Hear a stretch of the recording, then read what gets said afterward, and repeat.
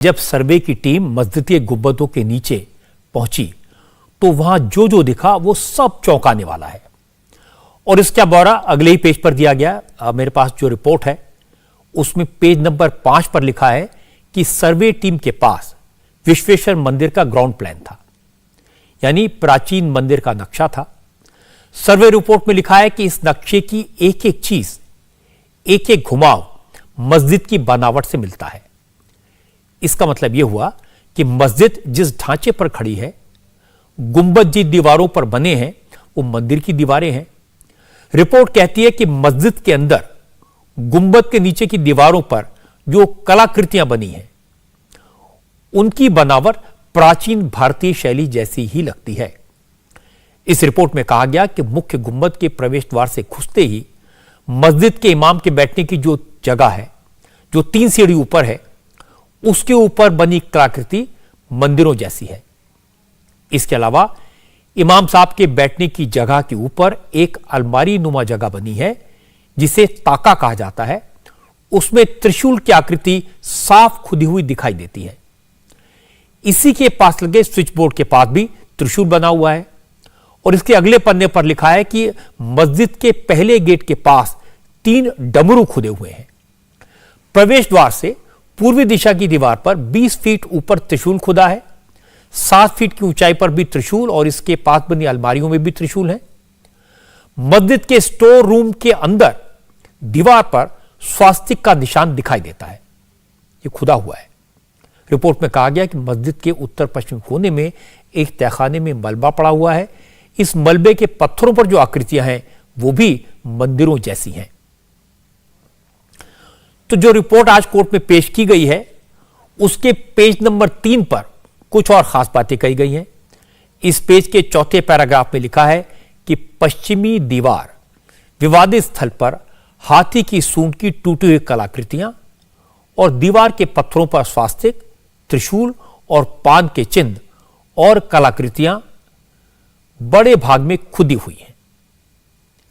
इसके साथ साथ घंटियां भी खुदी हुई हैं। ये सब कलाकृतियां प्राचीन भारतीय मंदिर शैली के रूप में प्रतीत होती हैं, जो काफी पुरानी है और इनमें से कुछ टूट गई हैं। तो एक बार फिर से सौरभ के पास चलते हैं और सौरभ, आप समझाएं इस रिपोर्ट में जो लिखा है, जो जो चीजें, आकृतियां जिनकी बात की गई है, ये तस्वीरों से हम कैसे दर्शकों को एक्सप्लेन कर सकते हैं?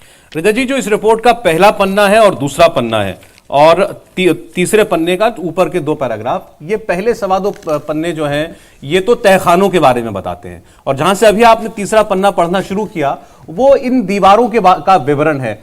अब जो भी आप जो हमने कई बार शॉट्स दिखाए हैं, जो भी अभी नया कॉरिडोर बना काशी विश्वनाथ मंदिर का, तो जो एरियल शॉट्स हैं, तो मस्जिद के पीछे की जो दीवार दिखाई देती है, जो उसमें जो टूटी हुई दिखाई देती है, वो सब मानते हैं कि प्राचीन मंदिर की दीवार है। तो उस दीवार के नजदीक जब कैमरा गया है, ये सारी उस दीवार की तस्वीरें हैं। ये वो तहखाना है जिसका मैं जिक्र कर रहा था, जो पहले 2 पन्नों में है।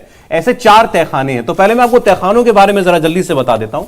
ये देखने में आपको बड़ा विचित्र लग रहा होगा, इसमें मेंशन भी किया गया कि बड़ी बुरी जर्जर अवस्था में था घुसने का दरवाजा, कहीं ताला था, कहीं नहीं था, कहीं ताला काटा गया है। अंदर वो दाखिल होते हैं, पहले तहखाने के अंदर जब वो दाखिल होते हैं तो वो घुसते ही कहते हैं कि दरवाजे से सटे लगभग 2 फीट बाद दीवार पर जमीन से लगभग 3 फीट ऊपर पान के पत्ते के आकार की फूल की आकृति बनी हुई थी, जिनकी संख्या 6 थी। और इस तहखाने के अंदर 4 और दरवाजे बने हुए थे। तो ऐसे ही 4 अलग अलग तहखाने थे। और ये वो दीवार है जिसकी हम बात कर रहे थे रजत जी।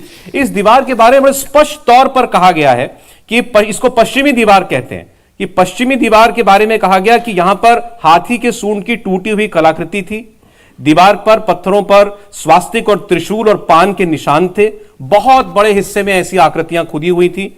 इसके साथ ही घंटियां जैसी कलाकृतियां भी खुदी हुई थी। और ये सब कलाकृतियां प्राचीन भारतीय मंदिर शैली के रूप में प्रतीत होती हैं, जो काफी पुरानी है, जिनमें से कुछ कलाकृतियां टूट गई हैं। इंपॉर्टेंट बात यह है कि ये जो मैं पढ़ रहा हूं, ये वहां पर हिंदू पक्ष जो कह रहा है वो इस रिपोर्ट वो नहीं बोल रहे हैं, ये एडवोकेट कमिश्नर बोल रहे हैं कि मैंने ये देखा कि वहां पर ऐसा है।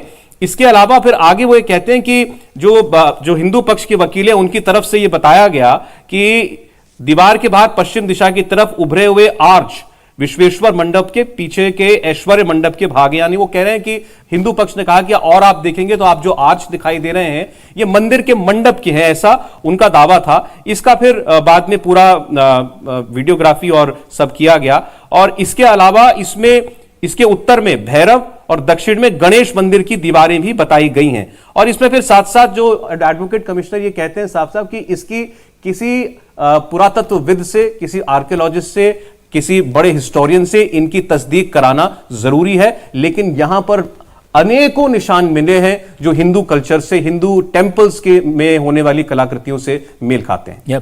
सौरभ, तो दर्शकों को यह भी बताना जरूरी है कि इस पूरे इलाके की वीडियोग्राफी की गई है, तस्वीरें खींची गई हैं और ये सारी चीजें उस सर्वे में हैं, उस रिपोर्ट में है जो कोर्ट को दी गई है। ज्ञानवापी मस्जिद का सर्वे का जो काम है वो 14, 15 और 16 मई यानी 3 दिन तक हुआ। सर्वे की रिपोर्ट में तीनों दिनों के फाइंडिंग्स का सिलसिलेवार तरीके से जिक्र किया गया है, जो सौरभ आपको डिटेल में बता रहे थे। पहले दिन सर्वे टीम तहखाने में गई। रिपोर्ट में कहा गया है कि मस्जिद में घुसते ही लोहे की करीब 20 फीट ऊंची पाइप की बाड़ में 3 फीट अंदर जाने पर 10 फीट आगे तहखाने का दरवाजा था। अंदर जाने पर आगे की दीवार पर पान के पत्ते के आकार की फूल की आकृति थी, जिनकी संख्या 6 थी। तहखाने के अंदर 4 दरवाजे थे, उनकी जगह पर नई ईंट लगाकर उन दरवाजों को बंद किया गया था। तहखानों में 4-4 खंबे पुराने तरीके थे, जिनकी ऊंचाई करीब 8 फीट थी। इन पिलर्स में नीचे से लेकर ऊपर तक घंटी, कलश और फूल की आकृतियां बनी हुई थी। बीच में 2-2 नए पिलर नई ईंट के भी बनाए गए थे। और इसके बाद सर्वे टीम दूसरे तहखाने में गई, जहां खंभों पर त्रिशूल के निशान और दीवारों पर स्वास्तिक और कमल के फूल मिले। तीसरे तहखाने में इसी तरह के निशान दिखाई दिए। चौथे तहखाने के भीतर भी कमरा है, लेकिन इस कमरे को सर्वे से पहले चूने से पोत दिया गया और यह सब तस्वीरों में है। इसके आगे बढ़ने पर बिना दरवाजे का छोटा तहखाना मिला। इसमें इतना मलबा भरा था कि उसके अंदर जाना संभव नहीं था। तो एक बार फिर से सौरभ के पास चलते हैं और जो ये जो बातें मैंने आपको बताई है, ये रिपोर्ट जो मैंने आपको कोट की है, इसको डिटेल में एक्सप्लेन कर सकते हैं सौरभ हमारे लिए समझने के लिए। रजत जी देखिए, जब ये सारा सर्वे की बात शुरू हुई तो सबसे ज्यादा जिक्र जो हो रहा था वो तहखानों का ही हो रहा था, क्योंकि उस वक्त तो किसी ने ये सोचा भी नहीं था कि ये टीम जो है वजू खाने तक जाएगी और वजू खाने में शिवलिंग के आकार की कोई आकृति मिलेगी। तो बहुत ज्यादा दिलचस्पी शुरुआत से लोगों की इन तहखानों को लेकर के थी। और एक आध पिक्चर्स आई थी, जैसे कि अभी हमको दिखाई पड़ रही है। तो ऐसे ही तहखाना, पहला तहखाना इसके अंदर दाखिल हुए। और जैसा मैं आपको बता रहा था, आपने भी बताया कि इसके अंदर घुसते ही जो है वो पान के पत्ते के आकार की फूल की आकृतियां बनी हुई थी। इसके अंदर 4 और दरवाजे बने हुए थे। पूरा एक खंबे थे, कई सारे खंबे इसके अंदर बने थे, 4-4 खंबे थे। और इनमें पुरातन हिंदी भाषा में 7 लाइनें खुदी हुई थी जो पढ़ने योग्य नहीं थी। इसके अलावा इसमें लिखा है कि 2 फीट का भगवान का एक फोटो दरवाजे की बाईं तरफ दीवार के पास जमीन पर पड़ा हुआ था, जो मिट्टी से सना हुआ था। यह पहले तहखाने की बात बताई जा रही है। इसके बाद दूसरे तहखाने में जब वो दाखिल होते हैं, ये दूसरा तहखाना बहुत महत्वपूर्ण है।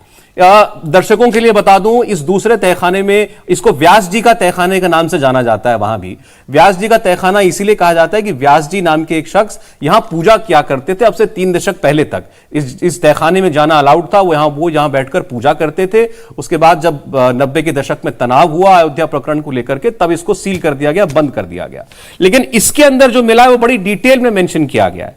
इसके अंदर से त्रिशूल के चिन्ह मिले हैं और इसके अलावा दक्षिण पश्चिम कोने में दीवार पर स्वास्तिक का निशान खुदा हुआ मिला है। कमल के 3 फूल मिले हैं, नक्काशी मिली है, स्वास्तिक का चिन्ह मौजूद है। इसके अलावा काफी संख्या में कमल के फूल की कलाकृतियां पत्थरों पर खुदी हुई हैं।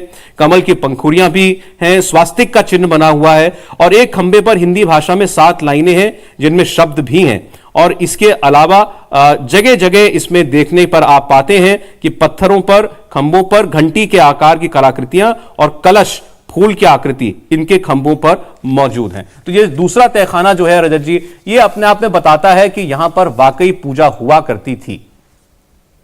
सौरभ, ये जो सबसे ज्यादा चर्चा हो रही है ना, वो इस मस्जिद के परिसर में जो त्रिशूल और डमरू के निशान मिले हैं, क्योंकि लोग इन्हें प्रतीक मानते हैं बाबा विश्वनाथ का।